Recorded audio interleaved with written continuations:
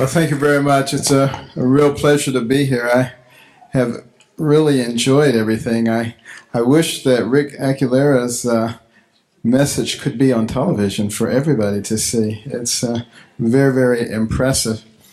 But I've decided to entitle my talk this evening, Frontal Lobes. Now, you know, if you look at all the animals that were created, the ones with the biggest frontal lobes are us, human beings. Everybody else has these relatively small frontal lobes. Why are ours so big? Because that's the part of the brain that allows you to engage in rational thought processing. We're the only creatures who have the ability to extract information from the past and the present, project it into a plan, and thereby fashion your own future. And that's because we were made in the image of God. Now, you know, this whole creation evolution controversy has been raging on really since the beginning. Because what is Satan's plan? To get rid of God, to disparage God, to mischaracterize God. And what is creation? Creation is God's signature, that He created the world and that He created us. You know, this past spring, I was involved in a little bit of controversy at one of the universities, Emory University in Atlanta, Georgia. I was invited to be the commencement speaker. And some of the biology professors heard that I was coming, and they became quite agitated. They were very upset. Started a petition. Did you know that this man believes in creation? How can someone who believes in creation give a commencement address at a university? They thought that was just ridiculous. Interestingly enough, as some of you might know, Emory University has its roots as a Methodist university. At any rate, they started a petition. 500 people signed a petition.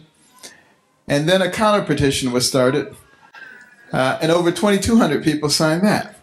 But, the interesting thing is, they said that I said that people who believe in evolution were unethical. And that's not what I said at all. What I said is that people who believe in God and who believe in the Bible can very easily explain from where they derive their ethical philosophies. People who believe in survival of the fittest might have a more difficult time doing that. Because when you believe in survival of the fittest, and you and another person are the only person there, and you're hungry, and you kill them and eat them, well, that's survival of the fittest. That's not necessarily the wrong thing to do. And if you believe as we do, and we get our ethical considerations from God, that would not even be a consideration. So there is a tendency sometimes for the politically correct crowd to reinterpret things according to their own philosophies. Political correctness and evolution is part of scientific political correctness. You're not supposed to believe in God. I remember one of the very interesting times I had is I was invited to be the keynote speaker for the National Society of Science Teachers. 15,000 science teachers at the Philadelphia Convention Center. And I decided to talk about evolution and creation. Well, you would be amazed at how many science teachers actually believe in creation. Many of them actually, I got so many letters and emails who said, this is what I believe too, but I'm just afraid to say it. And, the politically correct crowd in academia is extremely domineering and intolerant of anybody who believes anything different than they do. And if you're a young assistant professor at a major university and you're trying to be promoted and you indicate that you believe in creation, you're in big trouble. There's a very strong chance that you will not be promoted. And in fact, you may well be driven out of the university. Extraordinarily intolerant. And, that's one of the things about PC, and it's one of the reasons that I rail against political correctness so much. People just listen for things that they can be critical of. I remember once I was talking to an audience about the difference between a human brain and a dog's brain. And a man got offended. He said, "You can't talk about dogs like that." People just, they grab onto things and, they start saying, no. I was talking to a group about how the fashion industry has gotten the young ladies to think they're supposed to be so skinny they look like they escaped from a concentration camp. And a Jewish man got offended. He said, "You can't mention concentration camps. That's way too sensitive. It would be as if I said something to you about slavery." And I said, "You can talk about slavery all you want. It doesn't bother me." But, some people just seize upon things and then they can't hear anything else. And, they try to create a big deal out of it. And really, that's what PC does. And if you really stop and think about the founding of this nation, many people came here from other parts of the world because they were trying to escape from people who told them what they could think and what they could say. And here we come reintroducing it through the back door, and it's every bit as malignant as before.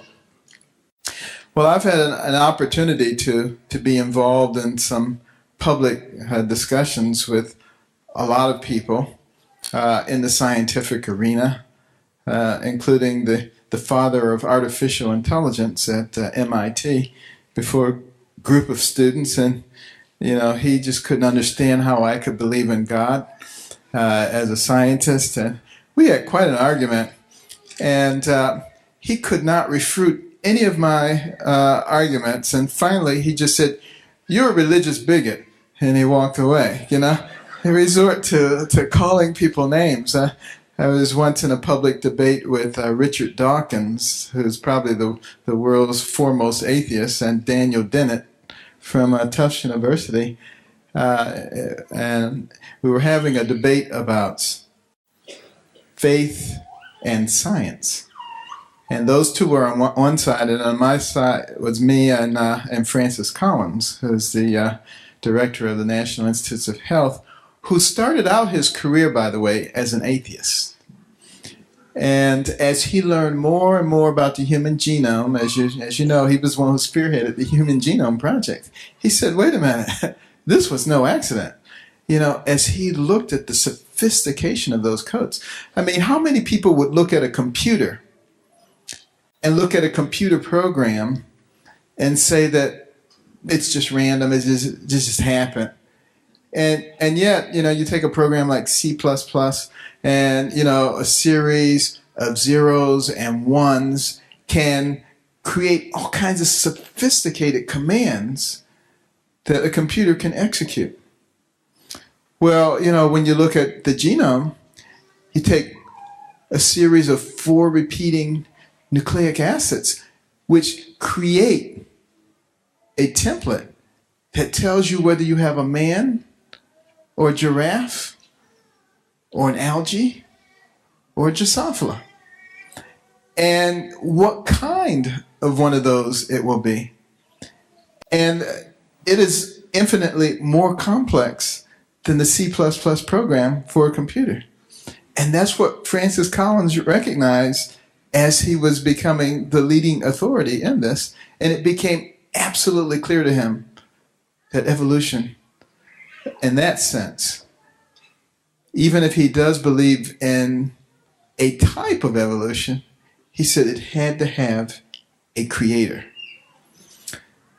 And interestingly enough, Daniel Dennett and Richard Dawkins, they were just outraged that Francis Collins and myself believed in God. And they said, you can't be a real scientist and believe in that. If you believe in God, you believe in the flying spaghetti monster. They were throwing out all these disparaging remarks. And at the end of the discussion, I said, "You've convinced me of one thing, and that is I came from God and you came from a monkey. At which time the audience exploded, and that was the end of the conversation. But I also had an opportunity to have a debate publicly with Don Johanson, the famous archaeologist who discovered Lucy. He's an anthropologist, the so-called missing link. And, he shows this all over the world, this little skull with a protruding mandible and a receding forehead. And I said, I'm a neurosurgeon. And I operate on a lot of people who have, deformed skulls and things. And, eventually they die and they get buried. And years later, somebody like you comes along and finds their skull and said they found a missing link, He didn't appreciate that. But I said, why is there just one of them? Why isn't there a whole colony of them? How can you dig up this one little thing and then extrapolate? And that's what those who are creationists tend to do, make these gigantic extrapolations without real evidence of what's going on. But I think perhaps the most important evidence for the existence of God is what happens in our own lives. Our own personal experience with God. There is nothing in any book or any university that compares with your own personal experience. I remember some years ago I was asked if I would come to South Africa to head up a team in an attempt to separate type 2 vertical craniopagus twins. Siamese twins joined at the top of the head facing in opposite directions. And there have been 13 attempts to separate twins like that before, none of which had been successful. So I knew it was going to be a great medical challenge. It was going to be, a big social challenge too, because the operation was going to be done at the Medical University of South Africa at Medinsa, the major black teaching hospital, always the stepchild throughout apartheid and the post-apartheid period. This was going to be their chance to stand shoulder to shoulder with Cape Town, Johannesburg, all the other great universities. And I wasn't ready for all that social pressure, and I said, Lord, you're going to have to show me something here. And as I studied the anatomy, it became clear to me that the common drainage system that they shared was narrow centrally.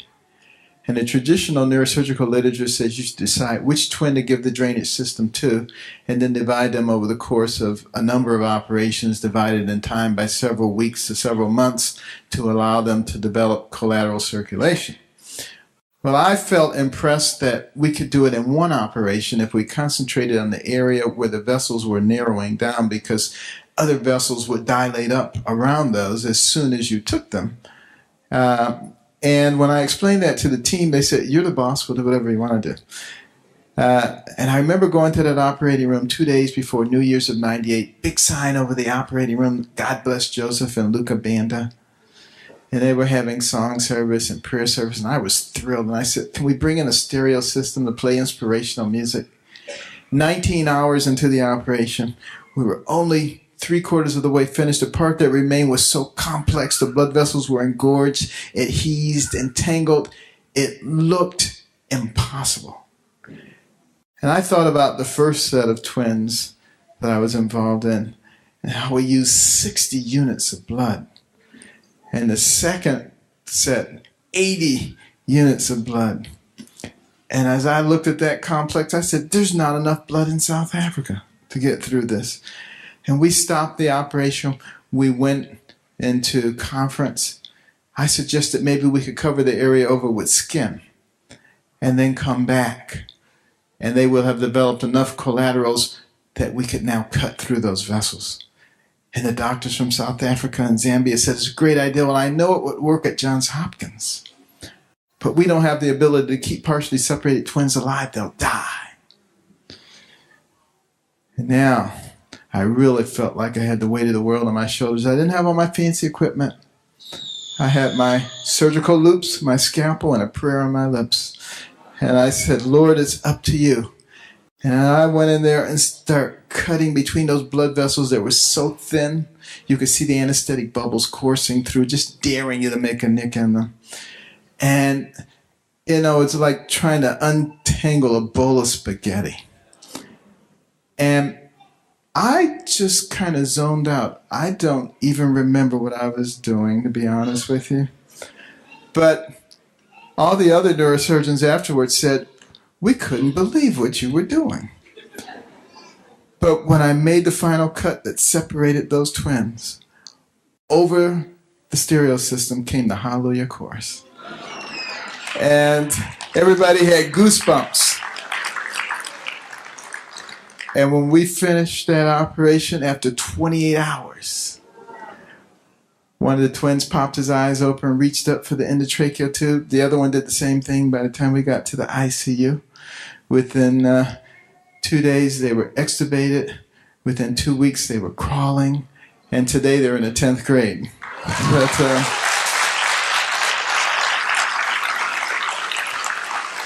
And interestingly enough, the operation required 3 units of blood. So that's what happens when God takes over. And see, I know that because I was there. And I saw those vessels. And I said, oh my, there is no way in the world. And yet, he did it. And it's the first time twins like that have ever been separated and remained intact neurologically.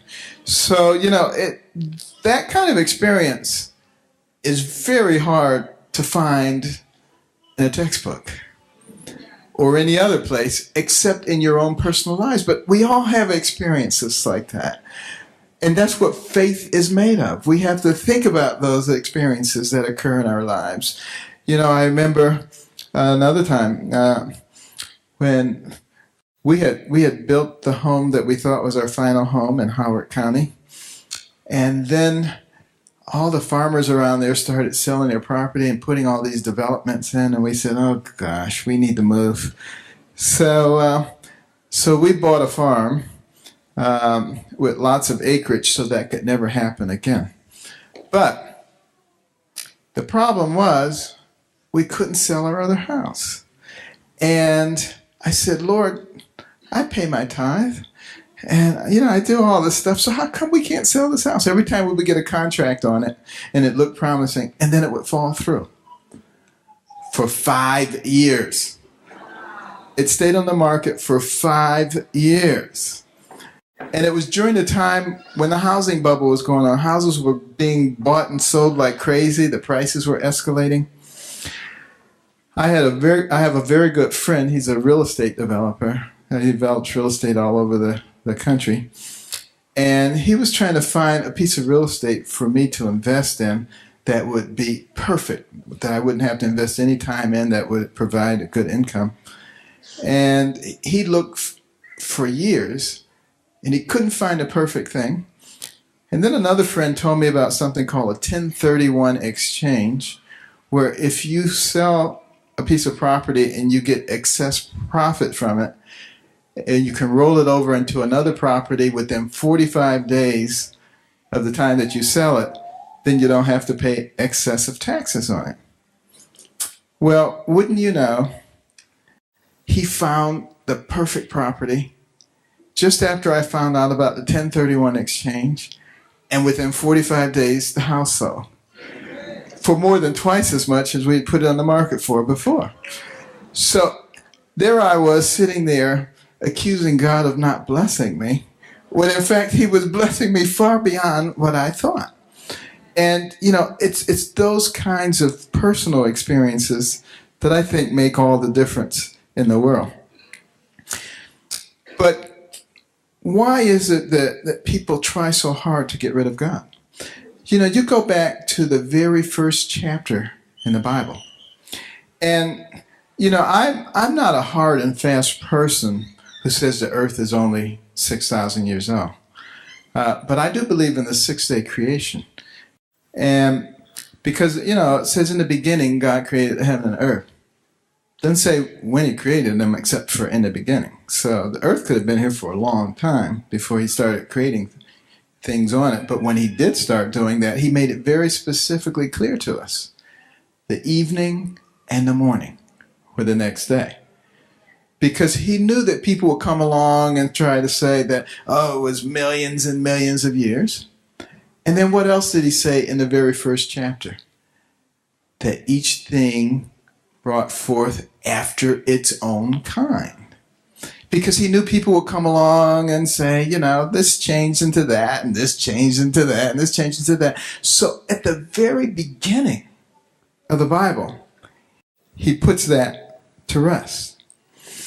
And, you know, as was pointed out already tonight, you know, people try to disparage the Bible, say that these things are not true, these are fanciful tales. And yet, there's abundant evidence, geological evidence, that there was a worldwide flood.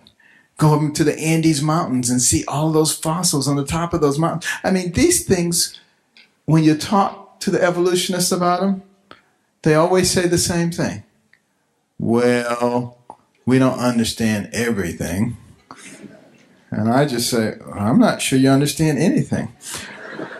You know, they look at all those layers, and then they find some fossils in one of the layers, and they says, this fossil is this many years old because it's in this layer. So that means this fossil is like 1 million years old. And then later on, they say, well, this layer is 1 million years old because this fossil, which is 1 million years old, is in it. You know, that's like saying, you know, the sky can be red or blue. And you say, well, the sky is blue. And you say, why is it blue? Because it's not red. Well, why is it not red? Because it's blue. You know, that's known as circular reasoning. That's how they explain the age of all these things. It's very circular reasoning, and really it has no real scientific validity. But the real linchpin of evolution is natural selection. And of course, that's a term coined by Charles Darwin. And many people don't know this, but Charles Darwin actually started out in a seminary to become a man of the cloth.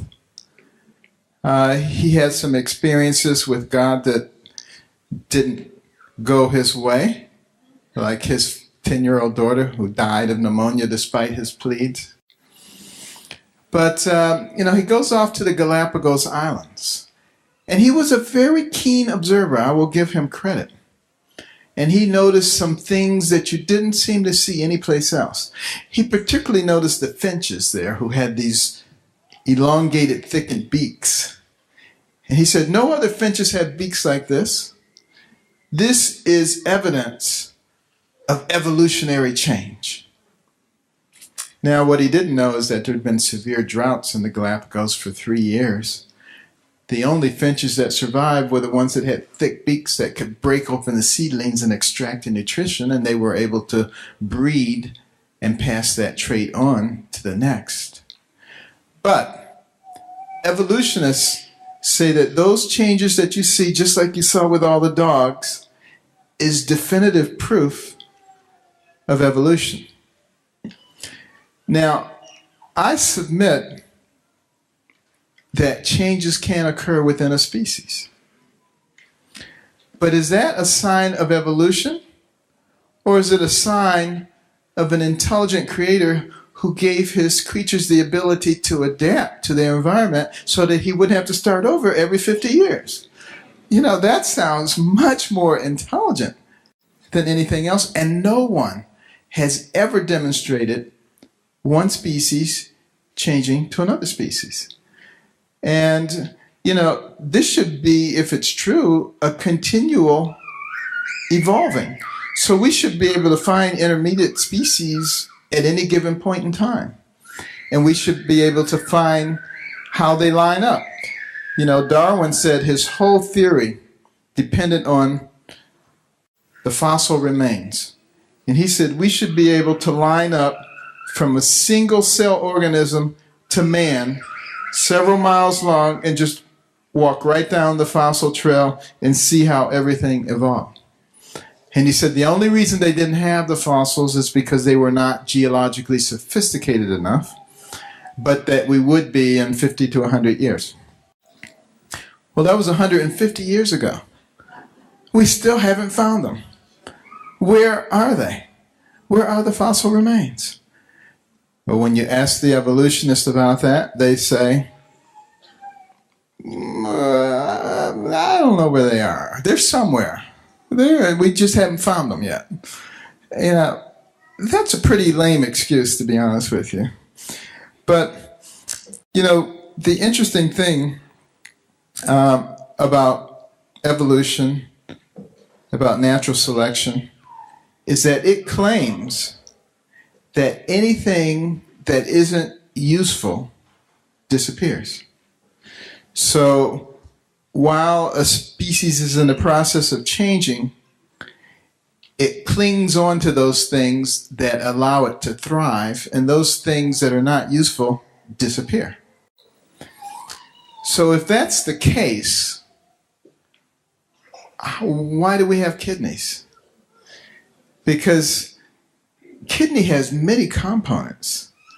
You know, the glomerulus and renal tubules and all kinds of epithelial surfaces, all of which work together to be able to filter blood, create urine. It's a complex process. None of those things in and of themselves have any purpose. Same thing with your eye. You have an iris and a pupil and a cornea and vitreous and, you know, retina, rod cells and cone cells, all of which are necessary for the eye to function. Short ciliary nerves. Now, without the other parts, it doesn't work. So how did it get there? Did a cone cell, which is sophisticated in and of itself, just kind of sit around for a few million years waiting for a rod cell? And then they sit around waiting for a retinal network? You know, according to the theory, it had to go poof, and there was an eyeball overnight, just like that, because it wouldn't work in any other way. And when you ask the evolutionists about that, they say, well, we don't understand everything. And I say, well, I don't think you understand anything. Because then you go to the brain. I mean, the human brain, the most sophisticated organ system in the universe. Billions and billions of neurons, hundreds of billions of interconnections. It remembers every single thing you have ever seen. Every single thing you have ever heard. Can process more than 2 million bits of information in 1 second. I mean, it is unbelievable. Some people say, well, you shouldn't learn this, you shouldn't learn this because you'll overload your brain. Have you ever heard anybody say that? Now, what a bunch of nonsense that is. Do you know your brain, and this is a conservative estimate, could take in one new fact every second for over 3 million years before you begin to challenge its capacity. So don't let anybody tell you that you can overload your brain. And that's our brains in their degenerated state. Can you imagine what they were like before? Unbelievable. Because we're made in the image of God. How many people here remember your birthday? Okay, I think it's unanimous. What did your brain have to do for you to respond to that question? Well, first of all, the sound waves had to leave my lips, travel through the air, enter your external auditory mediators, travel down to your tympanic membrane, set up a vibratory force, which travel across the ossicles of the middle ear to the over and round window, set up a vibratory force in the inner lip, which mechanically distorted the microcilia, converting mechanical energy to electrical energy, which traveled across the cochlear nerve to the cochlear nucleus at the pontomedullary junction, from there to the superior olivary nucleus, sitting bilaterally up the brainstem to the lemniscus, to the inferior colliculus, and the medial geniculate nuclei, across the thalamic radiations to the posterior temporal lobes, beginning auditory process, subconsciously. From there to the frontal lobes, coming down the tract of Victor's urine, retrieving the memory from the medial hippocampal structure of the memory bodies back to the frontal lobes to start the motor response at the bet cell level, coming down the cortical spinal tract, across the internal capsule into the cerebral peduncle, descending down to the cervical medullary decusation, into the spinal growth gray matter, synapsing there, going out to the neuromuscular junction, stimulating the nerve and the muscle. So you can raise your hand.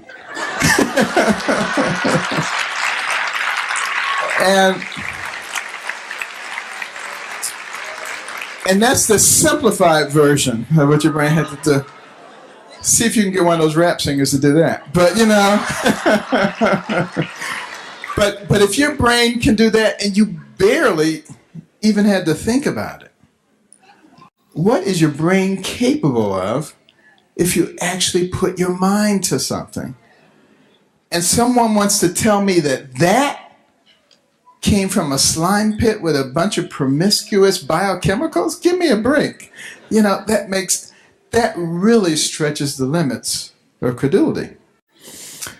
Well, now what about the Big Bang theory? I find the Big Bang really quite fascinating. I mean, here you have all these highfalutin scientists, and they're saying that there was this gigantic explosion and everything came into perfect order. Now, these are the same scientists who go around touting the second law of thermodynamics, which is entropy, which says that things move toward a state of disorganization. So now you're going to have this big explosion and everything becomes perfectly organized. And when you ask them about it, they say, well, we can explain this based on probability theory, because if there's enough big explosions over a long enough period of time, over billions and billions of years, one of them will be the perfect explosion. And I say, so what you're telling me is if I blow a hurricane through a junkyard enough times, over billions and billions of years, eventually after one of those hurricanes, there'll be a 747 fully loaded and ready to fly. Well, but I mean, it's even more ridiculous than that, because our solar system, not to mention the universe outside of that, is extraordinarily well organized to the point where we can predict 70 years away when a comet is coming. Now, that type of organization to just come out of an explosion, I mean, you want to talk about fairy tales. That is amazing. And then even if you want to use their own scientific theories, you know, you've got this mass spinning and then it explodes. In physics, we have something we call angular momentum, and it is preserved. So it should be preserved in any orbit of anything that is affected by gravity around a planet, which means everything has to traverse in the same direction. Well, it doesn't. There are many planets that have satellites and moons that go in opposite directions. So that doesn't work with angular momentum. And there are a whole series of things. What about all the debris from the billions and billions of explosions that were not perfect? Where's that? I mean, we should have been bombarded constantly by all this debris coming down. We're not seeing it. So, you know, there's a lot of things there that really require an enormous amount of faith. And really what it boils down to is, where do you want to put your faith? In man or in God? Which one makes more sense? And I constantly say, you know, I'm a person of limited faith. I really don't have enough faith to believe that stuff that they say. I mean, that is really beyond belief in terms of the number of coincidences that have to occur and the number of things that have to violate even their own principles in order for it to work. And then here's what's also fascinating. This nation, the United States of America, one of the few nations in history to claim God in their founding documents. We talk about in our Declaration of Independence, certain inalienable rights given to us by our Creator. Every one of our coins Every one of our bills says, "In God we trust." Now I want you to think about something. This nation has had a profound effect on the world. Before the United States of America came on the scene, for 100 years, 200 years, 1,000 years, 3,000 years, people did things the same way. Crops ready, you put them on the cart, hooked up your mules, took them into town, sowed the crop. Within 200 years of the advent of this nation, which believed in God, men were walking on the moon. Completely revolutionized and changed the world because a nation was willing to acknowledge God. Now, as we are persistently making him unpopular, politically incorrect, to the point where, think about it. We're in a Christmas season. Most of us think twice now before we say Merry Christmas to somebody. This is where we have gone. We are trying to push him out, and look at what's happening to our nation. The evidence is so clear. It's clear in our own lives. It's clear in our communities. It's clear in our nation. It's clear in our world. And the question is, are we going to use those frontal lobes? The reason he gave those to us is so that we could analyze all of this evidence, which is so clearly placed in front of us. Think about the beautiful flowers that we see. How are flowers able to reproduce?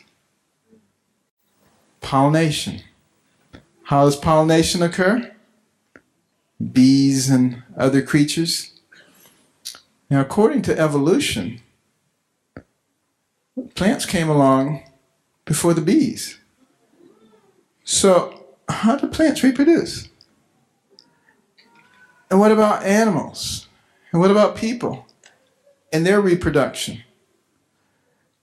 It was a wonderful thing that God gave us. Men are attracted to women, women are attracted to men. Although that's changing in this society. But anyway, that was the way it was supposed to be, okay? And it was a beautiful thing. But according to evolutionary model, we really came from an amoeba. And amoebas, they just split, and then there's two amoebas. So it seems to me like according to the evolutionary model, you do things that are efficient. So rather than going out and looking for a mate, you would just divide, and there'd be two of you. And that'd be pretty horrible in some cases. But, things are supposed to work in an efficient way. So according to the evolutionary model, we would be less pugilistic, and we'd be much more logical. We'd be much more creative. We wouldn't be going around fighting each other and cutting off people's heads anymore, because that stuff would have been extinguished and we would have evolved into something much better. According to the creation model, in which we have an adversary, it's very easy to explain.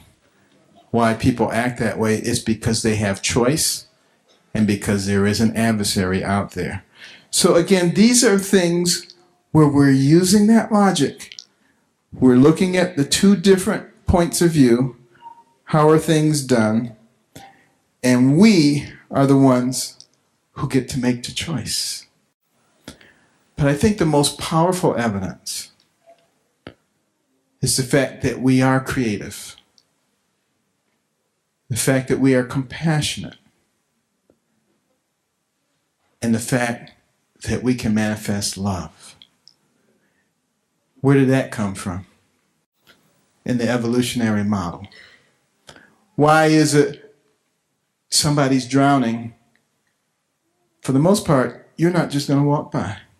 You're going to try to throw them something. If you can swim, you're going to jump in and save. That doesn't work in the evolutionary model. Because the evolutionary model says survival of the fittest. You would just say, do that and just keep walking. Now, some people do that. But, most people, they see somebody struggling. There's something inside of them that says, help. That makes no sense whatsoever in the evolutionary model. So we should be extraordinarily thankful for the example that has been given to us, for the fact that the creator of the universe, think about that power. Think about the expanse of the universe. It's mind-boggling whenever I start studying, the cosmos, and realize how tiny and insignificant we are. And yet, that he would send his only begotten Son to this place and all this magnitude, that the individual who created all this was willing to be spat upon, humiliated and crucified, tormented, because he loved us that much. That could happen on our behalves, and that we could manifest any doubt whatsoever would be pretty amazing. But I think we have all the evidence that we need, that we have a powerful, a loving God who will do anything for us except force us. Thank you very much.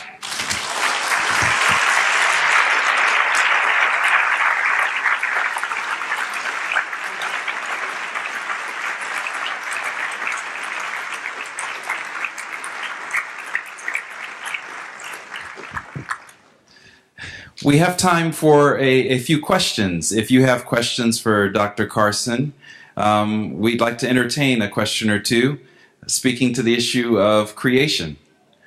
Does anyone have a question they'd like to ask? Yes, young man.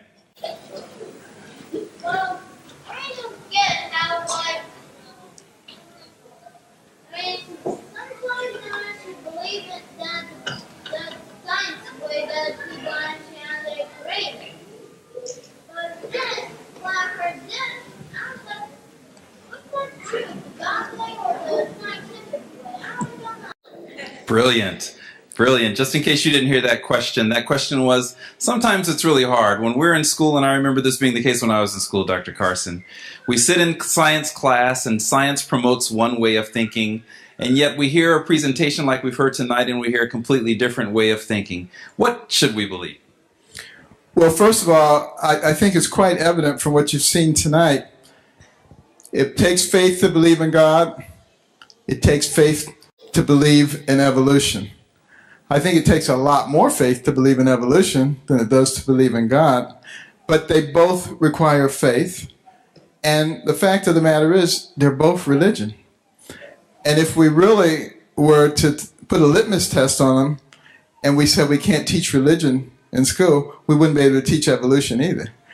But the fact of the matter is, we have to look at things based on what makes sense. And, you look at the geological layers, it makes perfectly good sense that was done by a worldwide flood. You look at the fact that there are crustaceans on the top of the Andes Mountains, it makes perfectly good sense that there was a flood. And, it's really a matter, again, of using the frontal lobes, analyzing the stuff, seeing how it compares with what God has said, with what man has says. You don't find inconsistencies with the way God said it. You find a lot of inconsistencies with the way man had said it. Thank you very much. Yes, one other question here. Only the scientists accept evolution when it has not completed. All is still a theory. It is not a fact. It's not scientific fact. Well, again, interestingly enough, this is a relatively modern science concept. Before Darwin came along, it wasn't. Scientists like Sir Isaac Newton, considered one of the most scientific minds ever, inventor of calculus, so many things. Strong belief in God, big mission outreach. Einstein, when you think about genius, what would the word would you come up with? Einstein. He believed in God. You know, a lot of people believed in God, but I personally believe that this theory that Darwin came up with was something that was encouraged by the adversary. And it has become what is scientifically, politically correct. Amazingly, there are a significant number of scientists who do not believe it, but they're afraid to say anything. And one of the things that I'm hoping to do over the next few years, one of the books coming up on my docket is called The Organ of Species. Not the origin of species, the organ of species. And we're going to talk about the organs of the body and how they completely refute evolution and several other things as well. So that people who are believers will have something they can grasp onto that is done in a way that's not too technical, because, you know, when you look at a lot of the creationist stuff, they use technical terms to define technical situations, and you don't know any more than you knew when you started reading them. So, you know, you have to break it all down so that people can have a really good understanding of it. And I think when there's a lot of people who have a good understanding of it and they can put up a decent argument, I think we'll begin to make some progress. I see a young person with a hand right here. Final question for the evening. What's your question?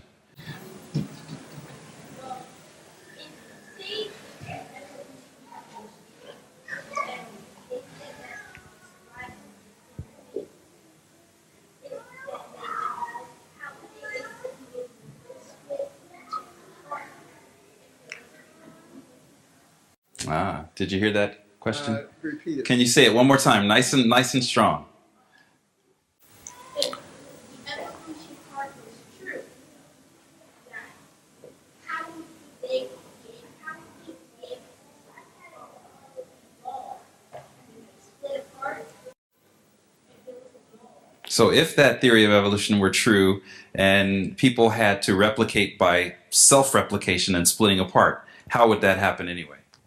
Well, the way that would happen is through evolving the systems that allow you to split apart. Those systems have not been developed. They have not evolved, which means it's not true. Let's give Dr. Carson a hand.